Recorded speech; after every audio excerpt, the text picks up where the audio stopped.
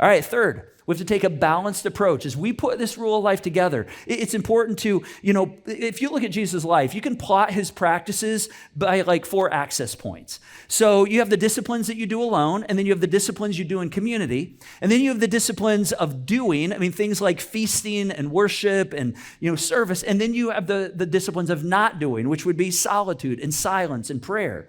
And so naturally, you're going to be drawn towards certain ones more than other ones, and not that that's bad, but that's pretty natural, but you're going to want to say, okay, am I balanced in some of the inward and the outward, all right? And so you don't want to be just driven by your personality preferences, but I will say that the next thing I want to say, which is kind of almost like I'm speaking out of this other side of my mouth, is that you need to take account for your personality preferences and your season of life, all right? So work with your personality, not against it.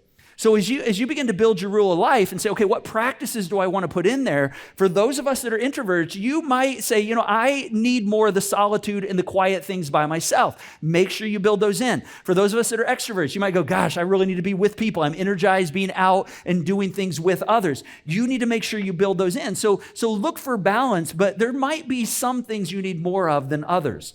All right, so as you design this rule of life, this kind of guide for how you're going to implement some of these rhythms into your life, you have to pay attention to your personality and your season. All right, just like you do this with your budget or your calendar or relationships, those things change with each new season in your life.